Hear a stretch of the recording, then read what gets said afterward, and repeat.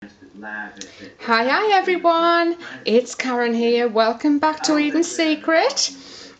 Firstly, I just want to say something about all the messages I'm now getting asking me for hints and tips and help and stuff. I just want to explain how ridiculously busy I am, and I will try and answer and help anybody I can, but if you do want to message me, keep it as brief as possible. If I can help, I will. If I can't, I won't be able to, but I will try and answer all of your messages, but I am just struggling a bit to keep up with all of them. And I just want to explain that I am still learning, so I don't know the answer to every question. And I also think what I find might be totally different to what someone else finds works for them. And really and truthfully, the only way I learned was actually by physically doing it, trying all the different fragrances, because the fragrance changes the texture of every soap.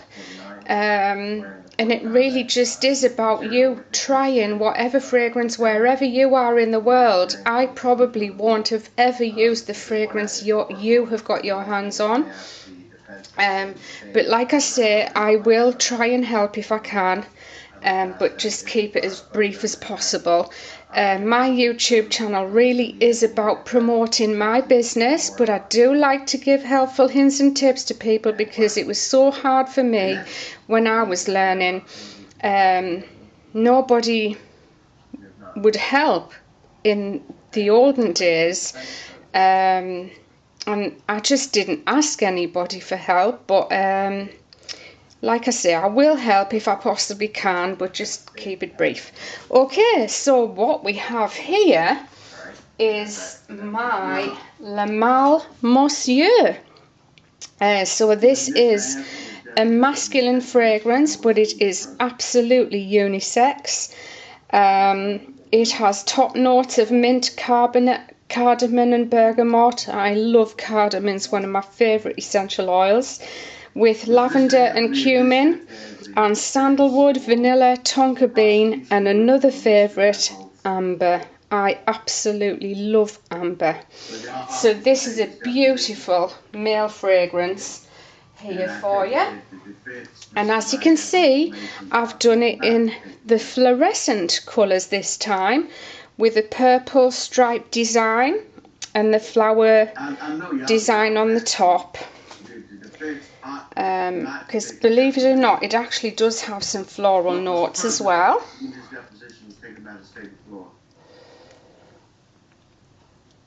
And what I'm trying to do is cut all of my soaps around 140 to 150 grams. I really don't want to go over 150 grams for any soap.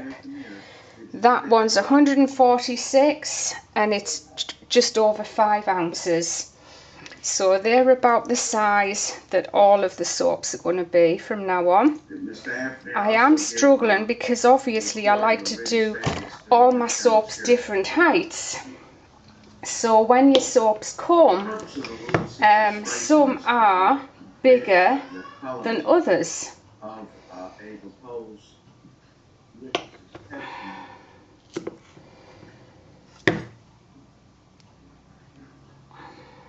And the fluorescent works really well. I have done a fluorescent soap ages ago in the yellow fluorescent in Elf Sweat, but the Elf Sweat discolours, so what you get is the bright luminous yellow inside, and then it's tinged with the brown on the outside, which is cool because when you use the soap and you get it into the centre, you get the luminousness of it, and obviously the bit that is exposed to the air isn't bright and luminous.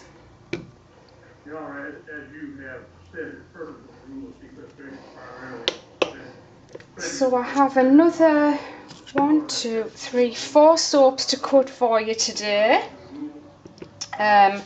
Sorry, 5. 4 of them are loaves and one of them is the rose cake you saw me making the other day. I'm going to cut into that as well. It's still a little bit sticky inside this, and I'm absolutely delighted that I haven't got any air bubbles. And I'm thinking, and this is a helpful tip for people, I'm always in a hurry when I'm making my soap, and I've realised that that is no good. I need to just be patient and let the mixture thicken up on its own, stirring it carefully and just not trying to whiz too many air bubbles into it. And that's what I've done to get rid or stop the air bubbles in this soap, and it's worked. So from now on, it's going to be more time consuming, but that is exactly what I'm going to do.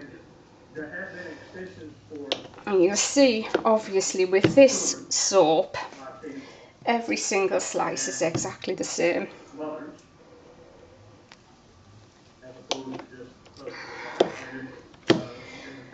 So we're back to the trial again, and if anyone is watching it, my goodness, watching George Anthony do his testimony was unbearable, but Cindy's, oh, what that poor lady has gone through.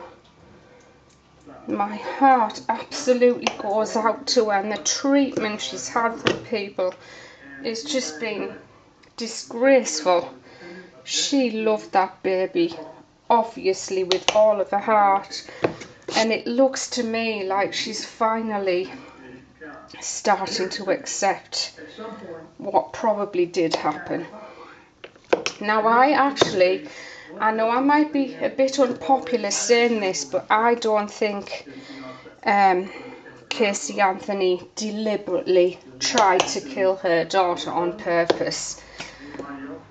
Although I use the word accident, you sort of can't call it an accident, but I do think it was just an accident. And I think if she'd just come with the story that Kaylee died in the pool and she reacted ridiculously, I think I could have bought that argument. But I still definitely feel that the car plays a big part in what happened. It's so tragic, so tragic. And again, no matter what you think of Casey, none of us would be stupid enough to give our children anything to put them to sleep. But I'm sure she suffered. All I wish is, I just pray that she will get up and tell the truth. That's all anybody wants. And granted, nobody's going to believe her now. But I pray she can find the